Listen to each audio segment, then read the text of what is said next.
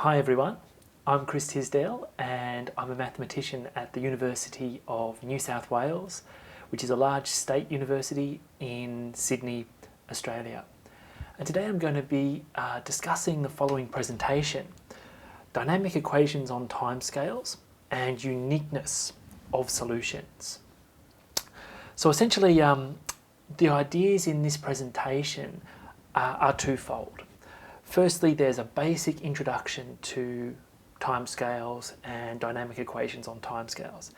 And secondly, there's a little bit of research at the end to give you a flavour with for what you can do with these dynamic equations on timescales.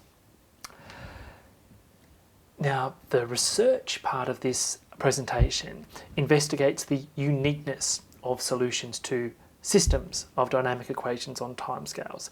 And the methods are the following. Well, a specific Lyapunov type function is defined and applied to guarantee certain first order initial value problems on timescales have at most one solution. And the result is an extension of the work of mathematicians like Nagumo and others from ordinary differential equations to the more general timescale setting. Now, the nice thing about this presentation is that it's quite elementary. You don't need to know anything about timescales to really understand a lot of this presentation. And in particular, I'm going to give a basic introduction to the ideas of timescales and the motivation, etc., etc. So anybody who's done a little bit of university mathematics and knows, for example, what a differential equation is, will be able to follow a lot of this presentation.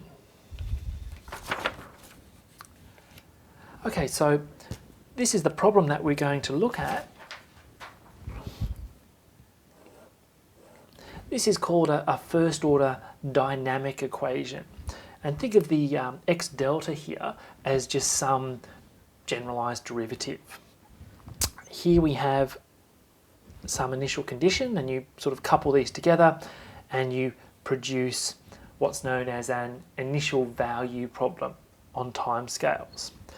So to sort of put this notation in a little bit more context, here x is a function of t, a vector valued function of t, and t is from a so-called timescale, which we denote by this sort of capital T here. Now, timescale is just a closed, non-empty subset of the real line. I'll discuss some examples of timescales in a little while, but just in a nutshell, it's a non-empty closed subset of the real numbers.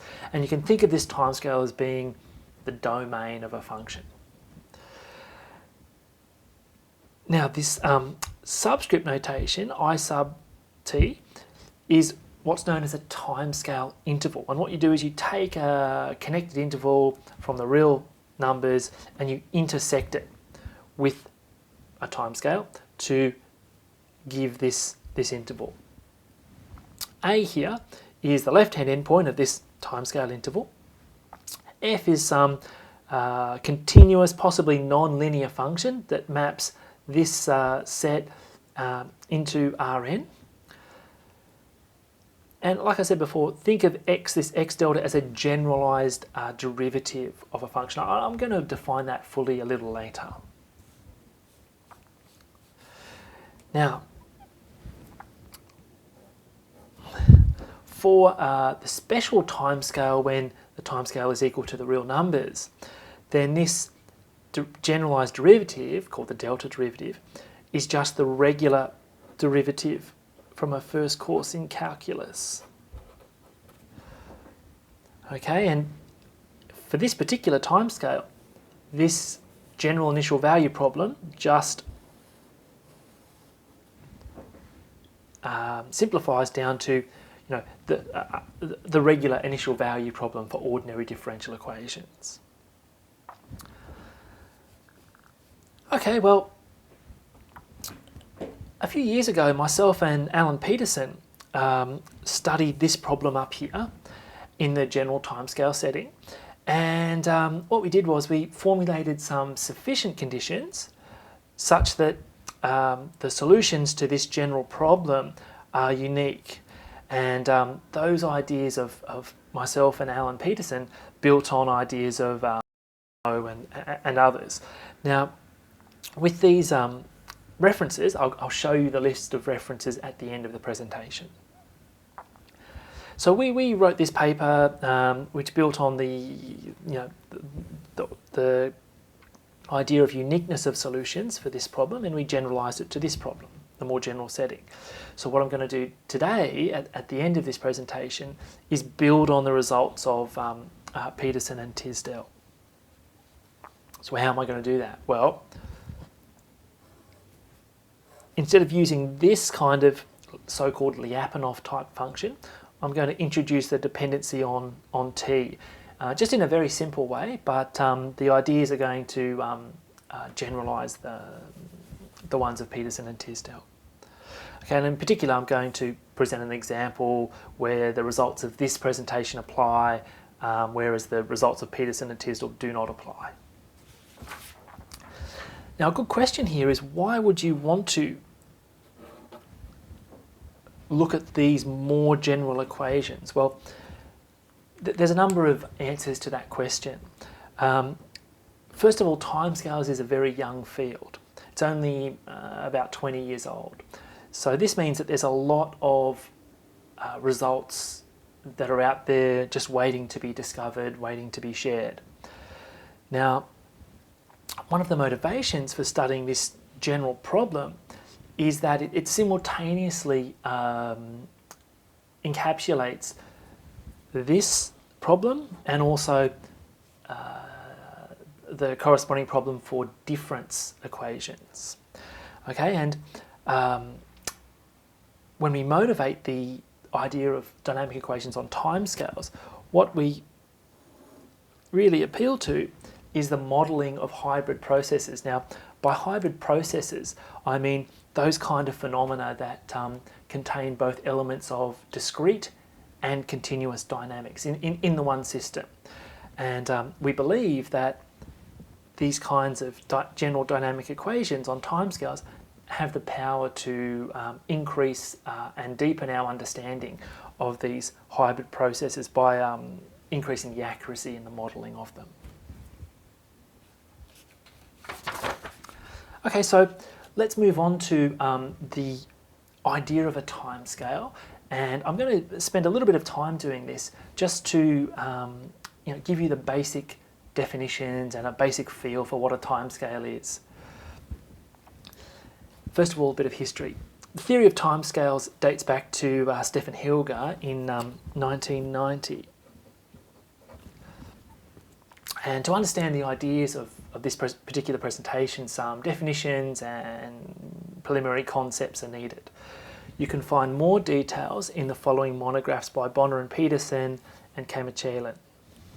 Again, I'll show you these at the end of the presentation. Okay, so what is a timescale? Well, a timescale denoted by this notation here is a non-empty closed subset of the real numbers.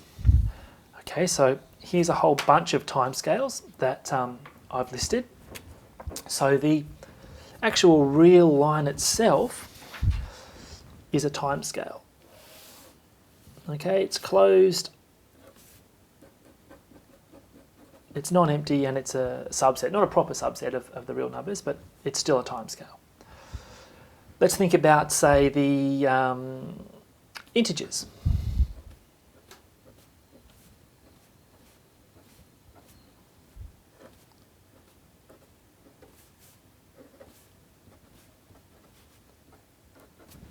Okay, this is also a timescale. Natural numbers are also a timescale. Well, if we just have a similar structure here, but instead of having a distance of 1 between each point, let's have a distance of h, sometimes denoted by hz. That's also a timescale. Say a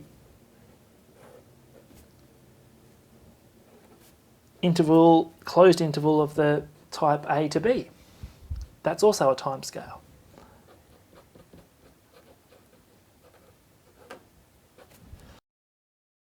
timescale 1, 2, 3, 4, 5. That's a timescale. Here's an example in 8 that involves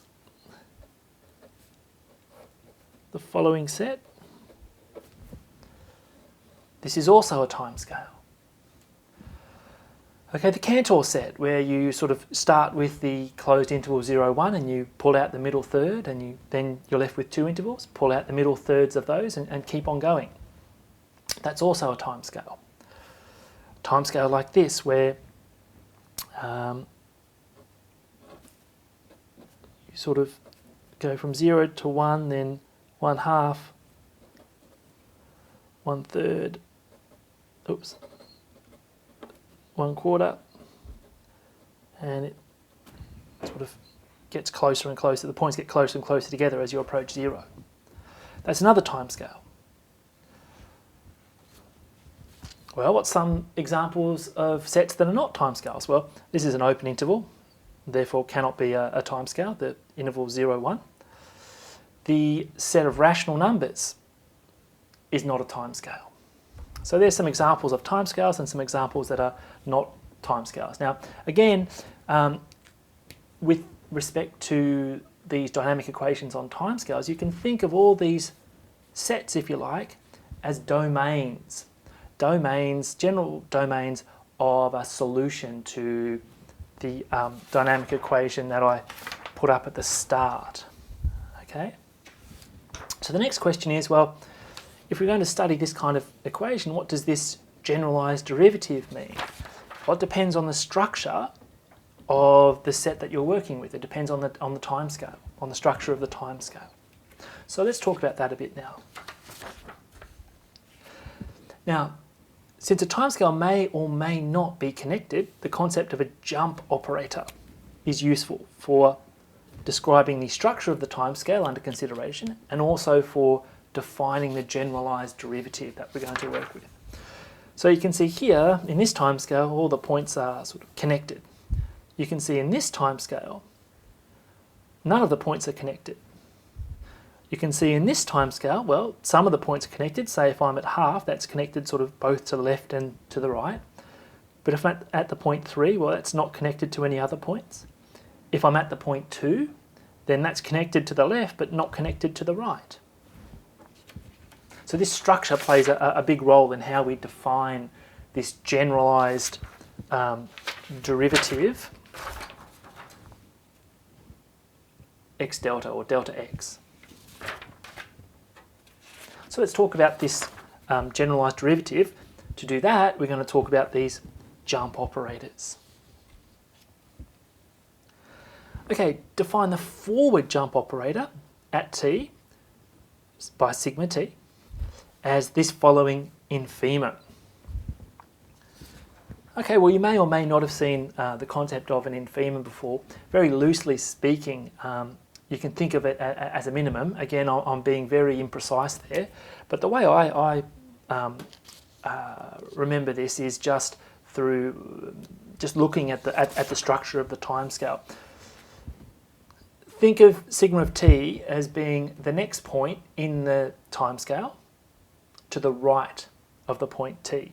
So you can see here, if t equals 0, and I'm in this timescale here, then what's the next timescale immediately to the right, inverted commas, of 0?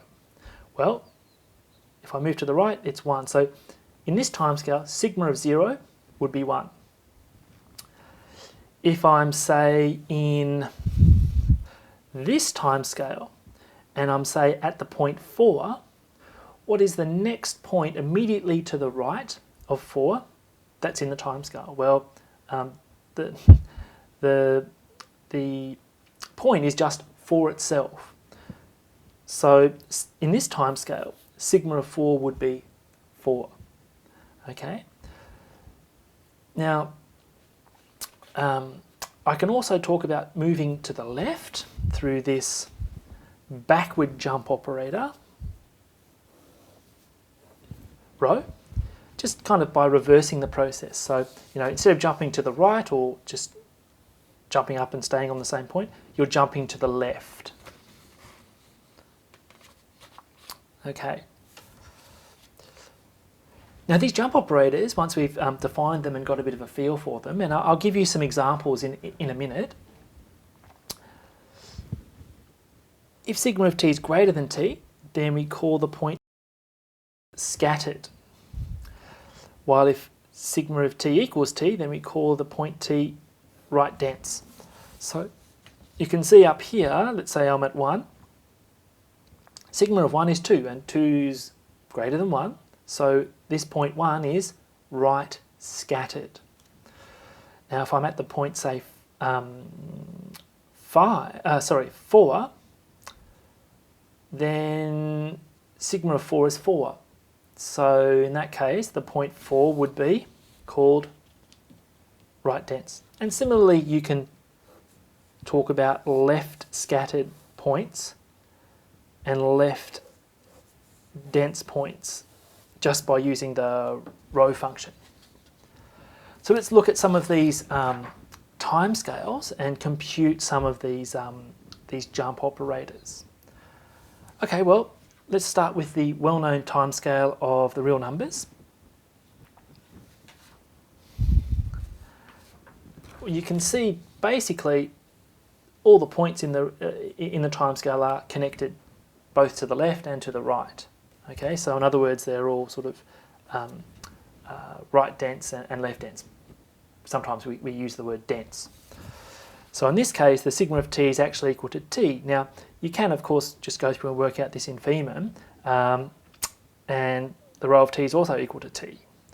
Okay, now, if we're working in the timescale t equals z, well, we sort of know that we move sort of 1 unit to the right for sigma of t, and we move 1 unit to the left for rho of t. So if I'm at the point t, sigma of t will be t plus 1. Rho of t will be t minus 1.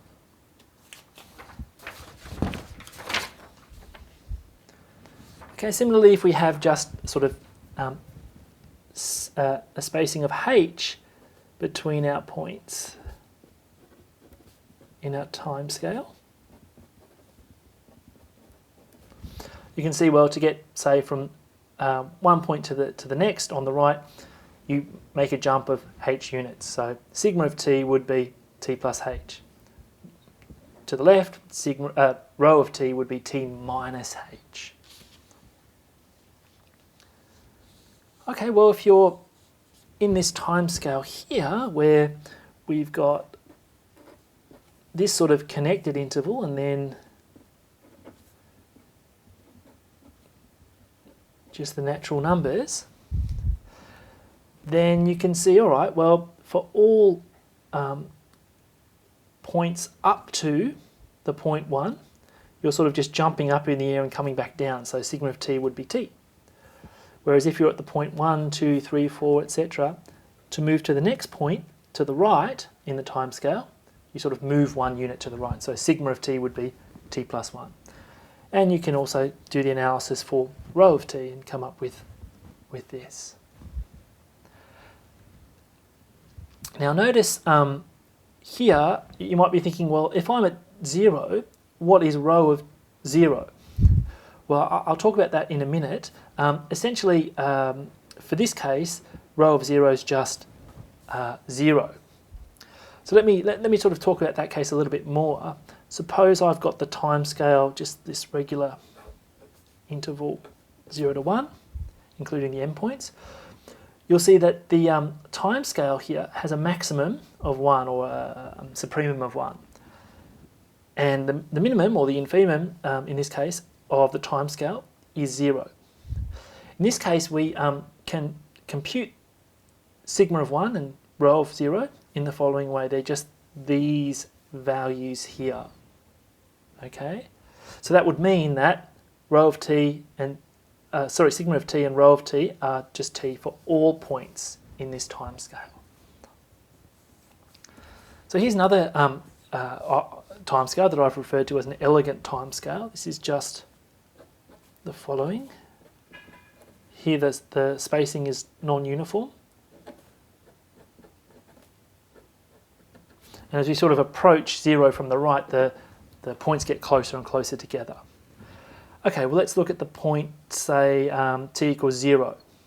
Now, you can calculate this or just look at the diagram and say, okay, well, 0's got to be right dense. Okay, so that would mean sigma of 0 equals 0. Now again, this timescale has a minimum of 0. So rho of 0 would be defined to be 0. So you can kind of, if you sit down and look at the supremum here, you'll see that actually we define the supremum of the empty set as the infimum of our timescale. In this case, it has a minimum and it's 0. Okay. Again, similarly, what happens at 1 with sigma of 1? Well, the infimum of the empty set, which we define to be the supremum of the timescale, and again, it's just maximum in this case of 1, and we get sigma of 1 equals 1. Okay, well, what happens if we're at these points sort of in the interior, if you like, of our timescale? Well, for all these points, sigma of t is just the infimum of this set. What's the infimum of this? Well, it's just this. And just putting this in terms of t, all you do is you just sort of rearrange this. So t equals 1 on n, you just rearrange it, n equals 1 on t, and then replace n to get your function of t in here.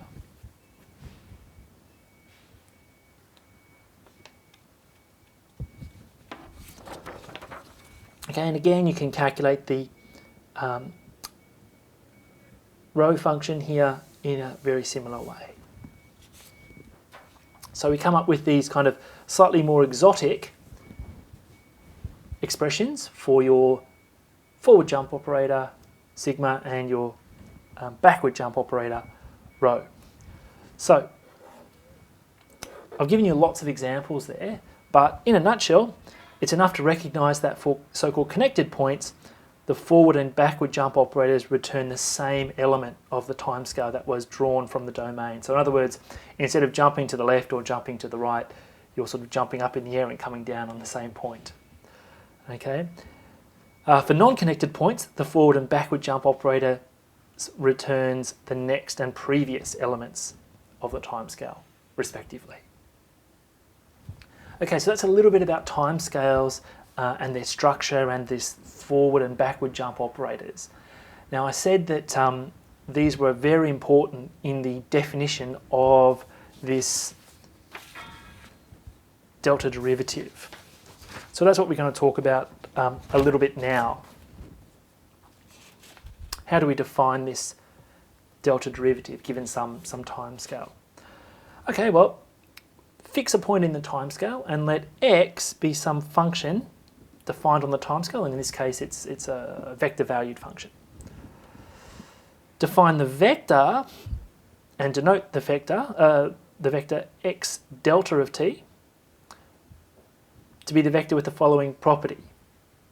Given any positive value of epsilon, there's a neighbourhood u of the point t with the component functions of my vector satisfying the following inequality.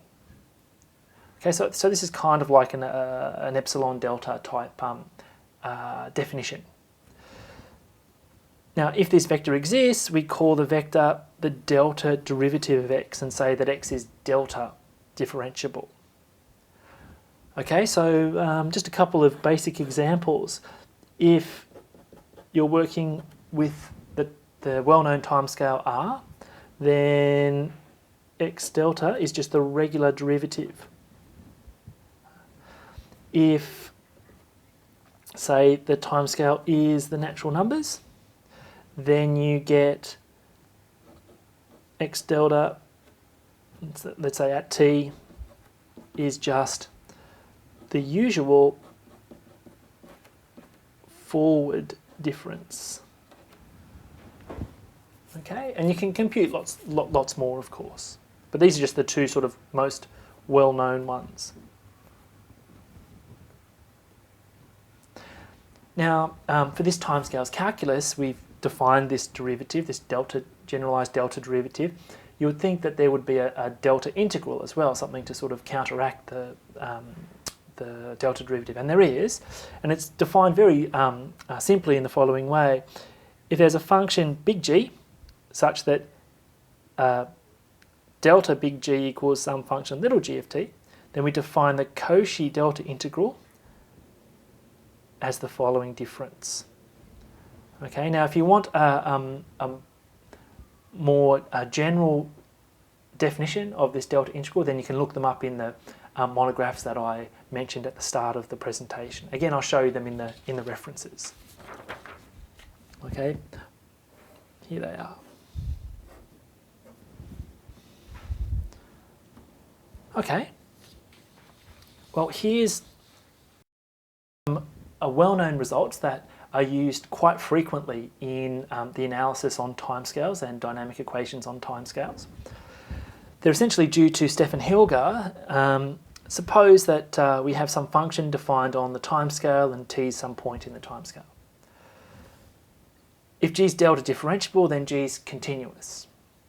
If g is continuous, add a point t, and t is right scattered, so we have to jump to the right to get to the next point in the timescale after t. Then g is delta differentiable, and the delta derivative is just this sort of difference quotient.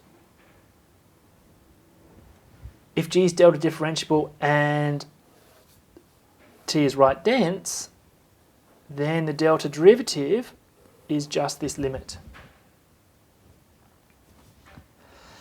And finally, if g is delta differentiable, then this identity or formula, which I've sort of seen referred to as the simple useful formula, is used. Now, the mu here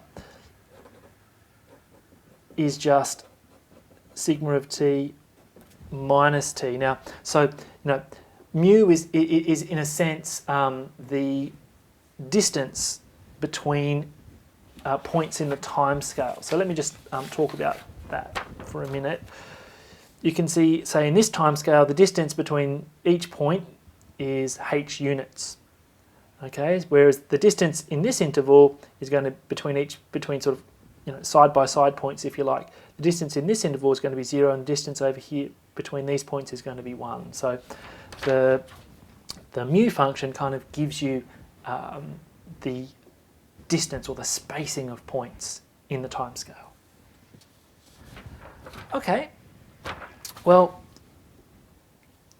let's develop this timescale calculus a little more. Two basic concepts are the product and quotient rules for delta differentiation, and you can see that here they're slightly different to the regular product and quotient rules for a first course in calculus, because these sigmas come into play. Okay, now we're going to use both of these identities in the main proof of our theorem. Now, how do these correspond to what we already know? Well, if t equals the real numbers, we know that sigma of t equals t, and the delta derivative is just the regular derivative. So this would become t, this would become t, and these all become sort of dashes and dashes. So we actually do recover what we already know from a first course in calculus. Now, the last thing that we're going to look at with this sort of calculus idea of timescales is the following monotone property. Suppose I've got a function and the delta derivative's non-positive on some interval. Then r is non-increasing on that interval. Okay, and again, this is kind of very similar to what we know with the regular derivative for a first course in calculus. Okay, well, we're going to be looking at the structure of solutions to these dynamic equations on timescales. So we really should say something about what we mean by a solution to this, this problem here? Well, a solution to the dynamic equation 1 on some interval, timescale interval, is some delta differentiable function, x, that satisfies both sides of this equation.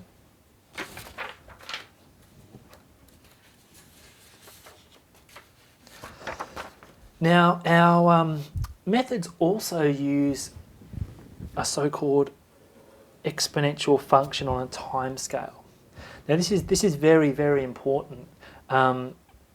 We all know that the exponential function plays a huge role in ordinary differential equations and basic techniques from calculus. So let me just give you a quick definition. Essentially, this function here is defined as the exponential function on a timescale t as the unique solution to this problem here. Okay, now p is a special function that's known as right dense continuous. Okay, and if to be right dense continuous, a function is continuous at every right dense point in the timescale, and this left-hand limit exists and is finite at every left dense point in the timescale. Another assumption that we make on this function p is that it is a so-called regressive function. So it's right dense continuous and 1 plus p times mu is never 0 in the timescale. Okay, so under these conditions, the timescales the exponential functions are well defined. And one more thing, we can define the set of positively regressive functions. But instead of having sort of a non-zero condition here, we want it to be positive. Under that condition, this special exponential function is always positive on the timescale. One of the really interesting things about these exponential functions on a timescale is that they can oscillate, they can change sign, which is something that can't happen with the regular exponential function that you learn in calculus. Now, how does this compare with the exponential function that we know? Well, for this special timescale, the exponential function is just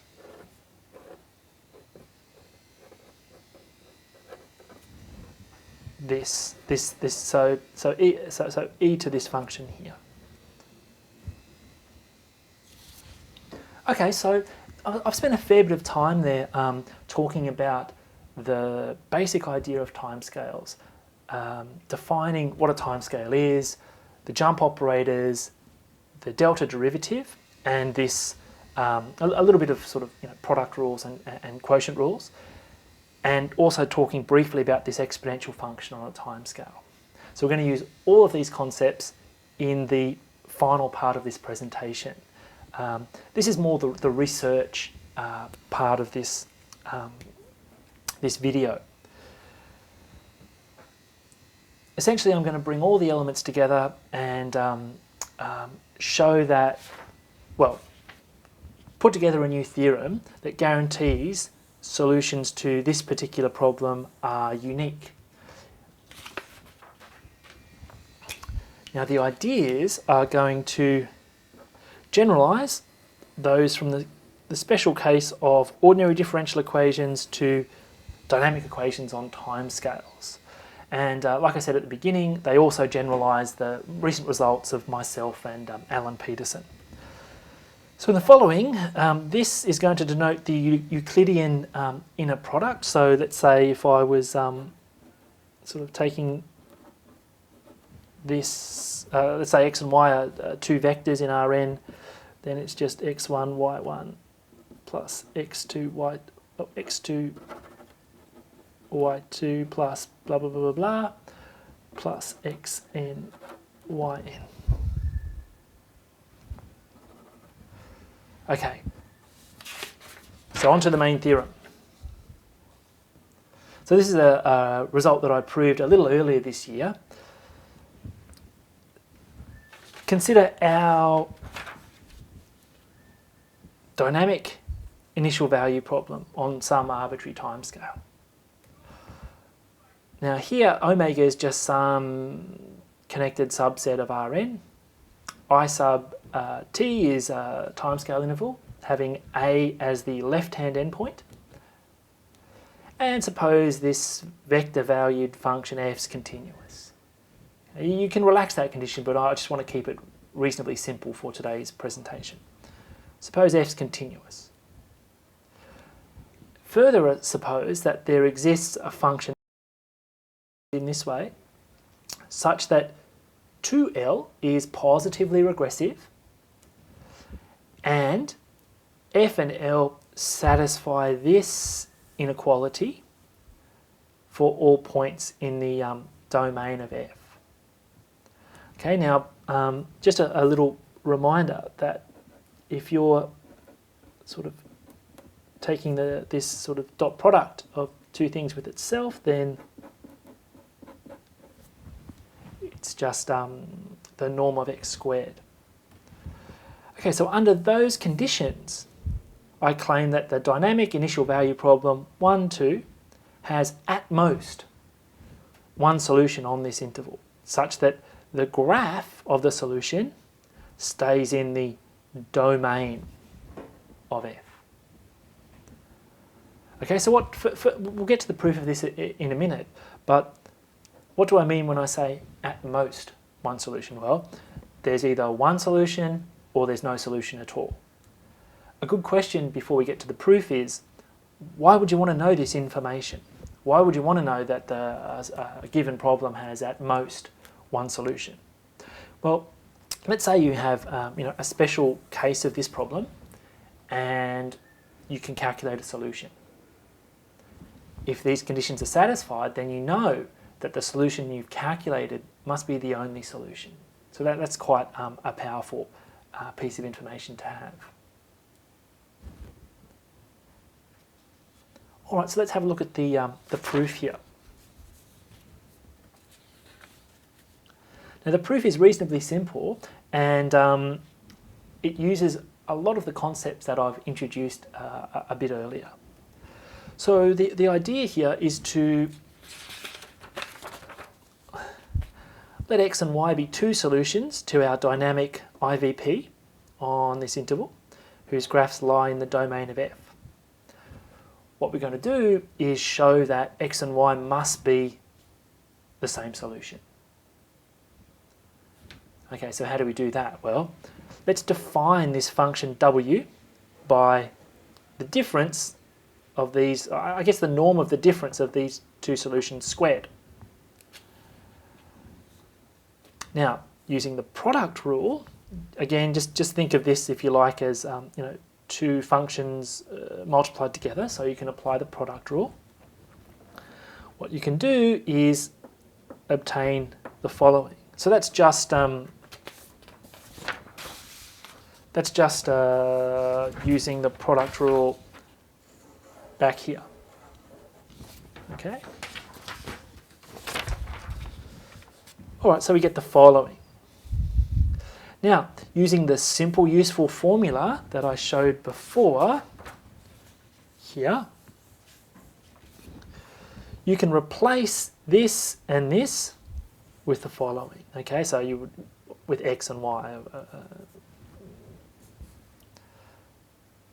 Okay, so if you sub that in, then you come up with the following, and I can expand that out and simplify a bit more, so that and that are the same, so I get the following, and I get this and this. So now, we've assumed that x and y are solutions to our original IVP. So I can now replace delta x with this, and delta y with f at this at y. So I come up with the following. Okay, well, now I'm going to define, so this is using the simple useful formula. Now I can define a new function built around the w that I've just defined.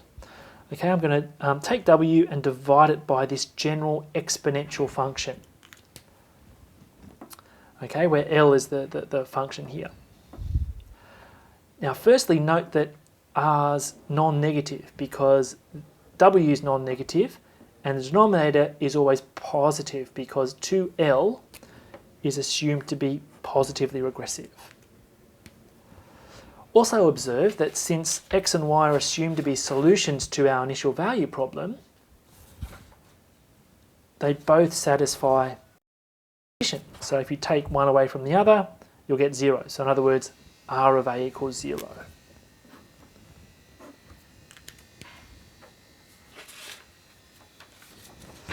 Now, if we apply the quotient rule to R, then I get the following, and applying the quotient rule, I'll get this. You'll get some cancellation.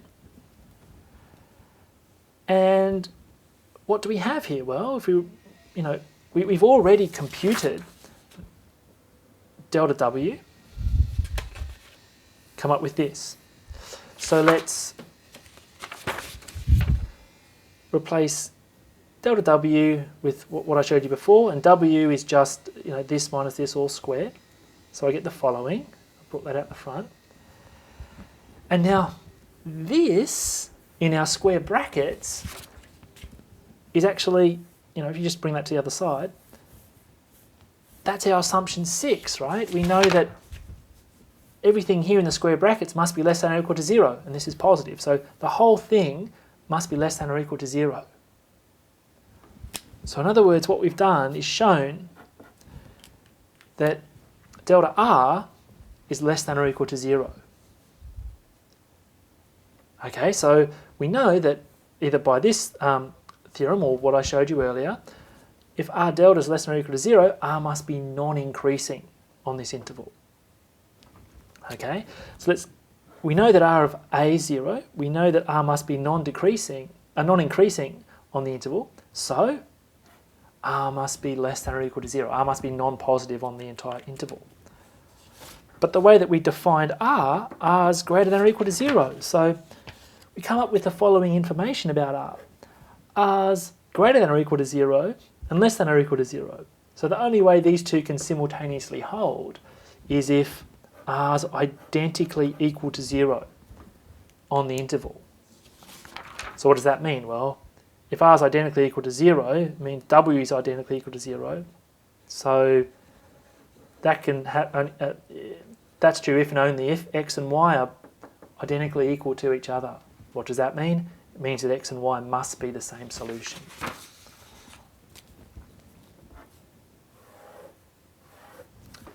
Okay, so hopefully you can see there that the idea of the proof is very basic, and it uses just some simple concepts from the timescales calculus and the exponential function to the generalized exponential function to get the idea that the result that we want.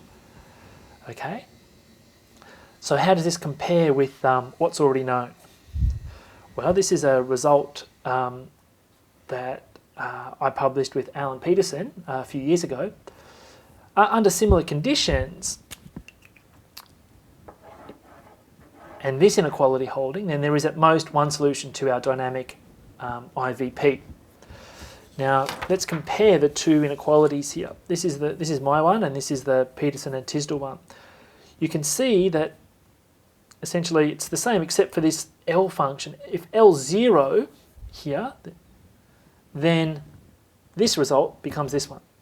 Okay, so this is like a special case of the more general result that I've presented today, the case involving L is identically equal to 0. All right, let's have a look at an example and see how we can apply this theorem too. Okay, now I've just chosen, just for simplicity, I haven't chosen a vector initial value problem, just a scalar situation, just to keep things simple. So here we're given the following initial value problem, delta x equals x squared, and the initial condition x of 0 equals a quarter. Now we claim that there's at most one solution on this interval whose graph lies in this set here. Okay, so essentially what we're going to do is show that all of the conditions of theorem 2 are satisfied. So how do we do that? Well,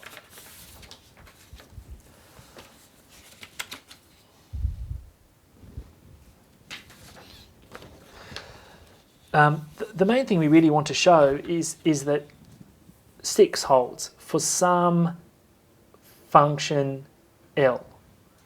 Okay, so let's have a look at that. So consider this function here. For all points in this set, the left-hand side of 6, just in the sort of scalar form, is going to be the following.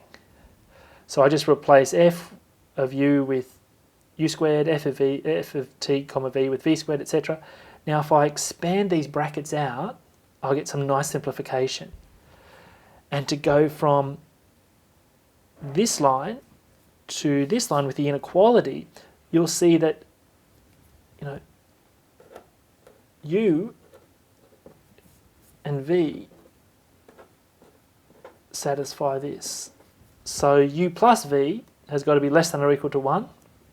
So you can sort of, you know, that's going to be less than or equal to 1, and that's going to be less than or equal to 1. So that's how I've gone from there to there. Now if I just simplify, just using a little bit of algebra, I can come up with the following. Okay, so this then will be 2L of t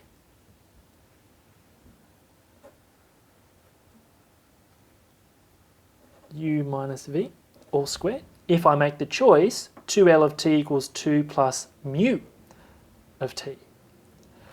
Okay, now does this L satisfy the conditions of our theorem? Well, just divide by 2. L is going to be 1 plus mu on 2. Now 1 plus mu on 2 is positive, and so it's going to be positively regressive. Okay, now mu is a right dense continuous function, so there's no problem with the L or the 2L being in this positively regressive set of functions. Okay, so all the conditions are satisfied, and we conclude that there is, at most, one solution to this dynamic initial value problem whose graph lies in this set here.